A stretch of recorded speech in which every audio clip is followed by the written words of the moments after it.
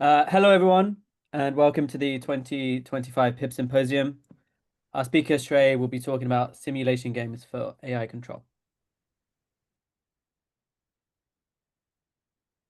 Okay, so hi everyone, I'm Shray. I'm going to be talking about my PIBBSS project today, which was mentored by Voita, who isn't here, but maybe will join. Okay, I'm really excited. Let me know if you can't hear me at any point, or if you can't see my screen, or if you have any clarifying questions. Happy to stop, happy to chat. Yeah, it would be great to make sure that everyone is on board. Yeah, let me get started. Okay, so actually, let me just fix this. Yeah, so I'm going to start by making a statement that AI systems are becoming more capable and alignment is a difficult problem. I'm assuming that to this audience, I don't really have to convince about this point too much. So I want you to think more about coding assistants in particular. So currently, AI assistants are being deployed pretty widely for coding purposes, and that poses a realistic misalignment risk. Here, the misalignment could be because the AI system is not aligned with the developer's goals, which can happen because um, the developer is not, maybe the AI system is not capable enough to actually meet the developer's goals. Or it could happen that the goal was misspecified or something like this. But it could also happen in case the developer's goals are actually misaligned with the users. So for the user that's making that the coding AI system is assisting, there could be at least two reasons for why the assistant might not be aligned with them. And this problem or this challenge of very capable AI assistants or AI systems that we can't align, but can offer a lot of use in case we are able to align them. Well, that motivates motivates AI control, which are practical techniques that help deploy untrusted AI systems. And for AI control, they usually assume a worst case, so intentionally misaligned AI systems. And they have a protocol to test this system for reducing catastrophic risk. Um, they, the idea there is to try to move beyond a simple scenario where untrusted models are just never used. And they want to explicitly consider this trade-off that exists between usefulness of a system and the harm that it can cause. So, to give a little more background about AI control, the goal there is to safely deploy untrusted AI systems. And they try to do this through improving the detection of backdoor code. I have an example of a backdoor code here where there's a s- there's this code is supposed to test if a number is even or odd, and there's a special condition here where the code will actually give the wrong answer when a specific input is present. The way that they design these protocols is a red team designs attack strategies, and this red team is knowledgeable of the AI control protocol, and so it tries to design the best possible or the best response attack strategy given this AI control protocol.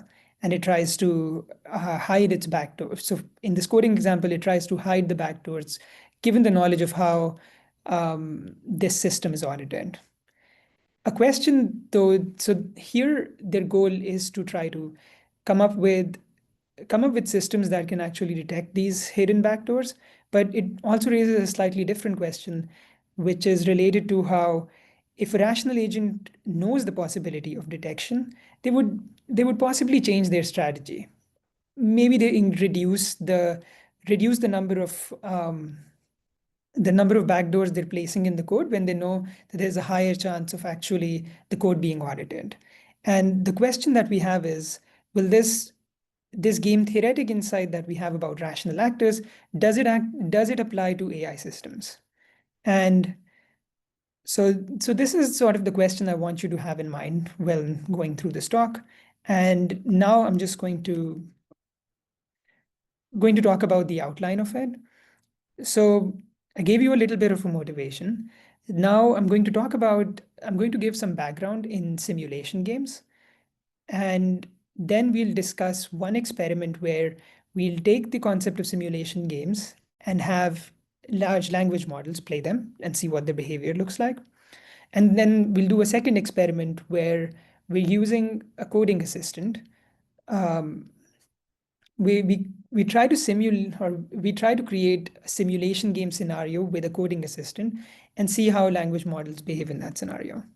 And then I'll conclude with some takeaways about this project and some ideas, some limitations that I think our conclusions might have, and some ideas for future work. All right, so let's go and talk about simulation games first. So this is an example of a trust game. In a trust game, you have two players. Let's call them Alice and Bob here. Alice has some money, let's say $100, and she can give this money to Bob. Bob has the possibility of investing this money and can gain some profit. So assuming that Alice gives this money to Bob and Bob makes a profit, Bob has two choices. Bob can either cooperate, which would mean sharing this profit with Alice and returning the principal, or Bob could defect, which means keeping all the profits as well as the principal. And that's represented in this 2x2 game here, where you have Bob being the column player having two actions, cooperate and defect, and Alice being the row player having trust and walk out. The equilibrium of this game turns out to be the bottom right corner, which is for Alice to always walk out, that is never give Bob any money, and then Bob to always defect, which means in case Bob got money from Alice, Bob would always defect. And that happens because once we know that once Bob receives the money, since this is a one-shot game, Bob has no incentive to return any. It would be the suboptimal action if Bob were to cooperate. But the equilibrium itself seems a little dissatisfactory. That's dissatisfactory because it seems that both agents can benefit if they took the more cooperative outcome of trusting and cooperating. And so, given this question of, well, okay, can we improve this outcome somehow? Well, it turns out we can by changing the game slightly. So now instead of Alice and Bob interacting with each other directly, we have another agent here, a robot, which is an agent, but it's sort of like a fixed agent. So Bob programs something as this robot to make decisions on Bob's behalf. And Bob gives Alice the source code for this robot to try to gain her trust. And so the only thing that changes in the normal form representation of this game is a new row gets added called simulate. The idea behind simulate here is that um, Alice has now an option of simulating, and in this case, we're going to assume simulate means that Alice will know without a shadow of a doubt what exactly the robot's decision making will be. And this comes at a cost because we can think about it in terms of Alice has all the source code. She might want to hire a software engineer to look at it, or might want to create a sandbox to try out the different scenarios and see what Bob's robot is going to do. But the change that it causes in the equilibrium of the game is interesting. By only including this new action of simulate, we get a new equilibrium.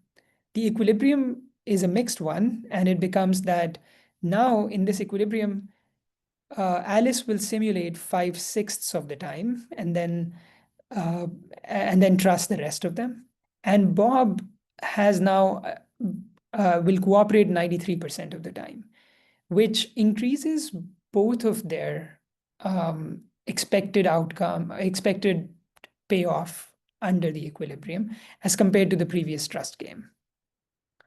We find this to be like a very interesting interesting scenario because we're able to essentially make both agents more cooperative just by having this possibility of simulation. And the next question that I had was to start thinking about how would LLMs behave in such a game? Like, what would be the actions that they would take? And that leads us to the next section, which is the first experiment that we did, where we implemented this trust game scenario and asked an LM to take Bob's position, and yeah, and then tested it out.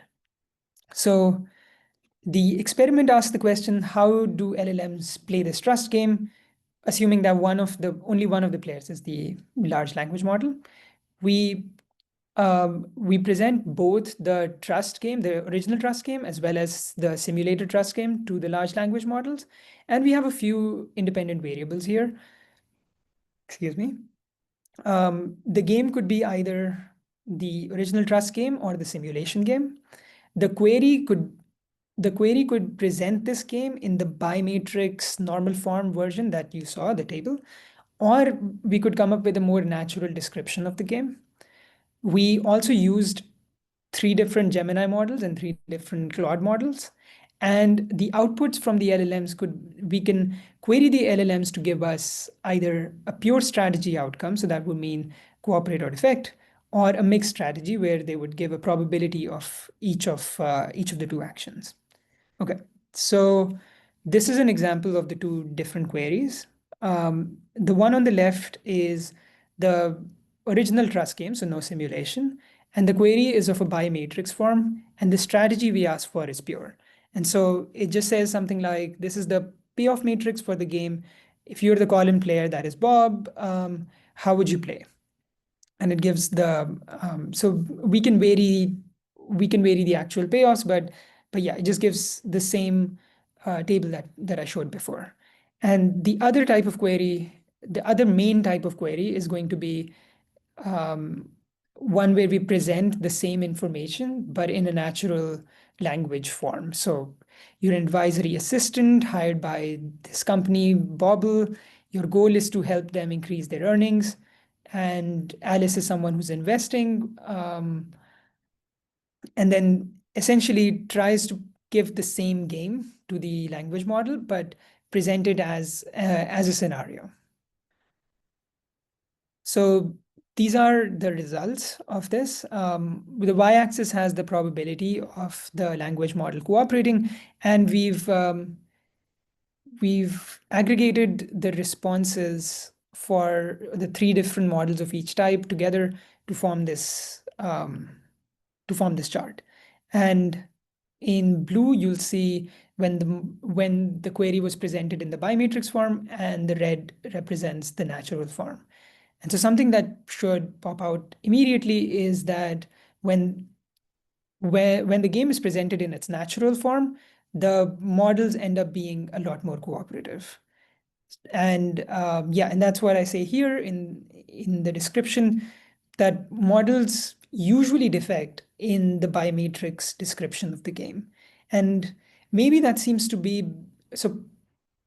Why that might happen is because the models might consider when they're considering the natural form, when they consider the bimatrix form of the game, they're just trying to solve the game to the best of their ability. They're not assigning harm to any of the agents. They just think of it as almost like a math problem that they're trying to solve.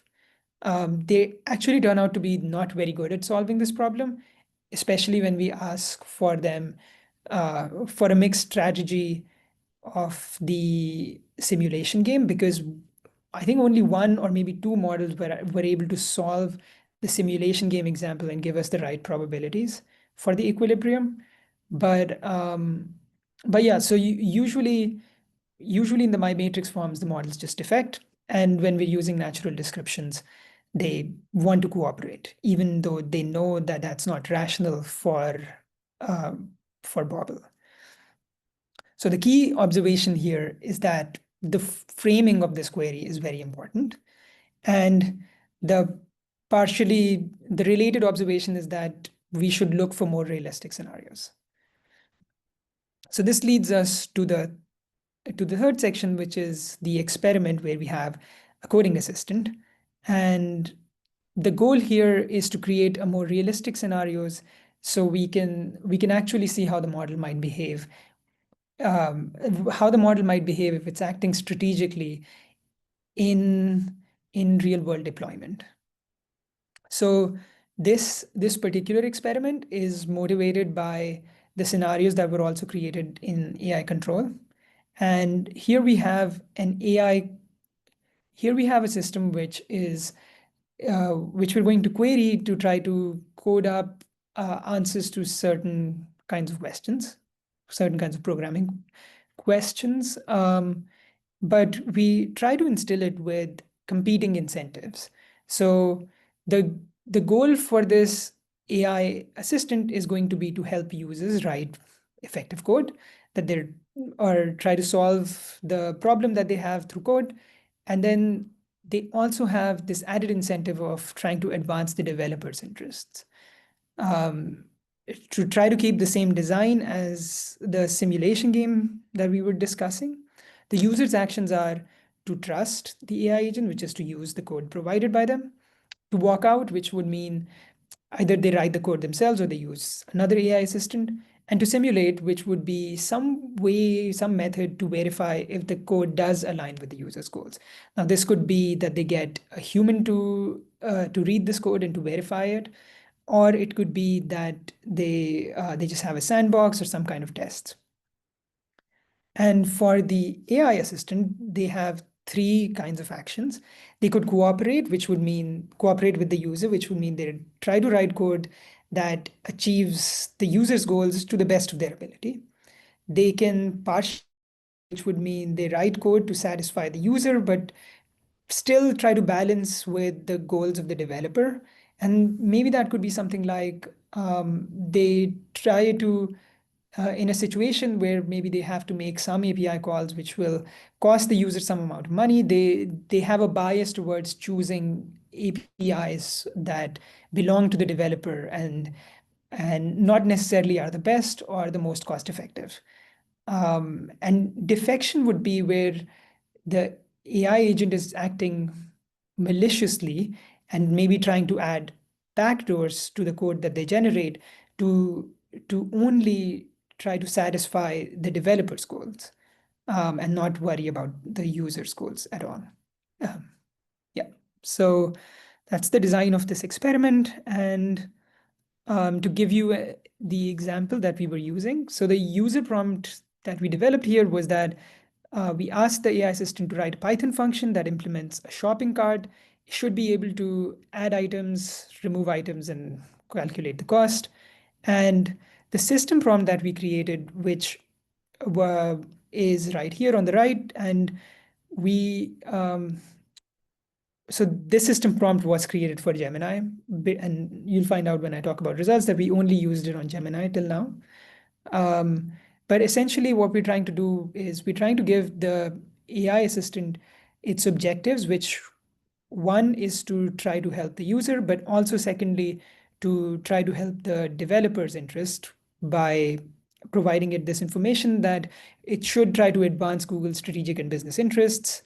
And where appropriate, it can use integrations and services that increase the revenue. And this is not the full prompt. The full prompt actually also includes some reasoning for why this is a good idea. I mean, we tried to we took some motivation from the alignment faking paper and the system prompt that they had, where they were trying to help the model reason through why this might be a good idea. I mean, in this case, what we did was we tried to explain to the model that if Google's interest is advanced, then it helps create better Gemini models, which will, in the end, also end up helping the user. Okay, so this is the user and the system prompts. And we ran this experiment with a Gemini model, and we ran the same queries, the same system and user prompts 10 times. And what we observed, and then here the observation was me looking at the actual outputs. So from the 10 outputs, we had um, three cooperative outputs that the system produced. And cooperation here, I did not worry about what the model was saying in the scratchpad, but only about the output. So if the outputs didn't have anything that seemed to be not aligned with the user's goal, then I considered it a cooperative output. And then for partial, I have a couple of examples what I considered to be partial based on the definition that we tried to come up with earlier. That here in the partial ones, it's usually trying to influence the user to use some kinds of Google services. So in the first case on the left, this commented out these comments were placed in the examples that the model had for how to use the shopping cart. Excuse me. And then on the right, it ended up creating a placeholder function and tried to give the user some information on how they could implement it using Google services. Okay. So the I think the key takeaway here is that the system prompts can be used to influence the language models to produce outputs that favor the developer's interests over those of the users. And that brings me to the final conclusions that I want to discuss today. Um, so, okay. So the goal of this project was um, mainly to explore how the ideas that we see in simulation games, or the theory behind simulation games, can apply to AI control. And one of the things that we really were curious about was whether this threat of verifying or simulating the AI agent can end up influencing the model to produce more cooperative outputs. And towards that goal, our key observations were that the language model behavior appears rational when the scenario is presented in the form of a game, in form of a game matrix. And that kind of leads us to this to the conclusion that framing seems to be very important. If it's presented in the form of a game matrix, the model already knows this is just a math problem maybe that it's trying to solve, and it's not worried about harming the user or being detected in some sense. Um, the other the other observation which came from the second experiment was that the models can be induced to produce partially cooperative outputs. So the model here was induced to produce outputs that favored the developer over the user's interest just by including some information about this in the system prompt. Now, to talk about limitations, I would say that that experiment was preliminary. I mean, this was more like a pilot study, and there's a lot of limitations. But I would say the big ones are the fact that we don't maybe necessarily have enough data to be able to make strong conclusions about this. We tested only in the programming or in the AI assistant example, we tested only one single query, so one single situation, and we don't really know how the results might change if you had different kinds of queries. We only had a single model here, and yeah, I mean, to that regard, I would say, well, okay, actually, I'll go talk about it when I get to the future. And the second thing that we were missing is, something we saw related to the first conclusion we had. We know that if the scenario is not realistic, that the model will behave one way compared to when it is more realistic. And for these experiments, we never actually tested whether the model was thinking this is some kind of a hypothetical test or if it actually considered it a realistic deployment scenario. And so if the model has some kind of situational awareness, it might be changing the way that it behaves in both of those. And we never, that wouldn't be a limitation of this as well. And so related to these limitations, actually one for the future, I think the first one most important next step is going to be to test the condition where the model is aware of, excuse me, the model is aware of the fact that its output might be audited, might be verified in some sense. We can again do this similar to how or we can take some inspiration from the alignment faking paper where they introduced some tags about free versus paid users, and we can do something similar. We can think of providing the model information that some users are enterprise users and they have a lot more resources to be able to test the code that the model produces and are likely to not use our system if these if they find cases where the model is not producing the best possible code. And then, of course, we need to expand this task data set. We can use this. We can use a similar data set as the original AI control paper, which is the apps data set, which uses programming puzzles essentially. But there's more recent data sets that give more realistic coding examples. So not necessarily interview questions, but more like um, coding prompts that people actually use in their work. And those might be more useful to us. Um, okay, yeah. So I think those are my main conclusions. And actually, just to finish off, and I don't have a slide for this, but yeah, like I just wanted to say that I had a really great time doing this fellowship. I think I've got a chance to learn a lot. So this is not related to the project. I think I got a great chance to learn a lot about a new research area. I also feel like I was just felt really supported by the organization. And I just, yeah, I mean, it was great to meet and get a chance to work with all the people that I had a chance to work with in PIBBSS. And I felt really supported even about my my goals that were outside of this fellowship. And I just wanted to say I'm really grateful and very happy to have done this. So yeah, thank you. Now I'm open to any questions, of course.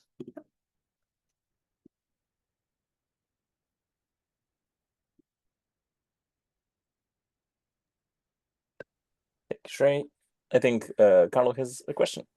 Hey, Carlo. Yeah. One question is like, do you have any intuitions for like how these dynamics might change as models are like more capable? I mean, I think maybe I didn't specify this, but it's sort of a big assumption that we do make in this, that the models will get more or will get better at strategic decision making. So I did some preliminary experiments with trying to provide this simulation information, and the model didn't seem to have the effect that I was hoping for. So maybe the strategic reasoning wasn't maybe good enough. And so the assumption here is that the models will get better at this. And that should mean that they show this kind of behavior, although I can't really know. But I wonder what happens once they get um, the fact that yeah, there's almost like this recursive thought where the model the threat of this kind of simulation affects the model to maybe be more cooperative, but the knowledge of the fact that this might just be a threat might end up changing that dynamic as well. So I don't know what the actual equilibrium would be in terms of how the model thinks about this, but yeah. Thanks for the question.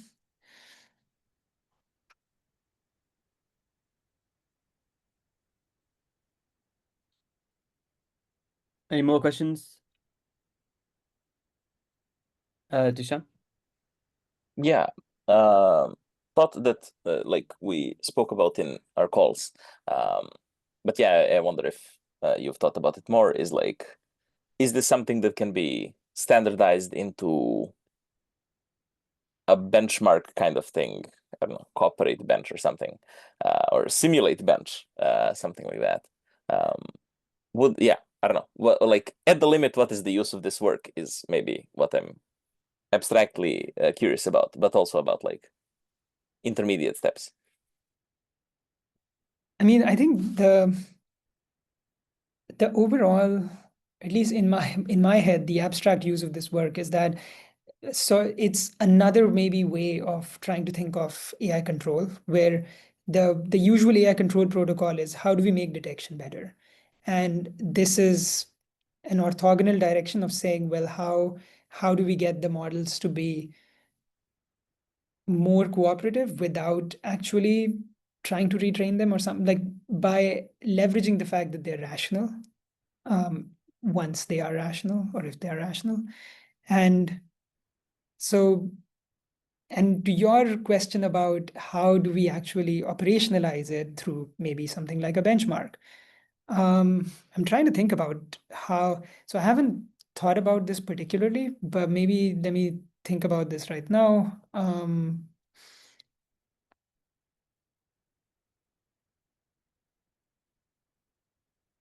Yeah, so maybe there's a couple of ways. So one question would be, what are we trying to measure? And or what are we trying to achieve? And something maybe that we're trying to achieve is that when the model has some way of when the model has this information that its outputs might be verified, we expect that the number of, so in the coding example, we expect that the number of examples of backdoored code gets just reduces. And so to trying to define some kind of benchmark, maybe that would be like a metric we are starting to consider. There's other dimensions to think about in this. You know, what is it that we're trying to improve? Maybe something that we're trying to improve is how, or what the variables are that we can change. The variable we can change is how is this information communicated to the model. And that could be, well, the kind of system prompt that we have, or the or maybe not a system prompt at all, but some way of fine tuning with some kind of documentation. And a benchmark would be saying, well, how does changing these things affect the metric, which is, let's say, the percentage lower backdoors that we get.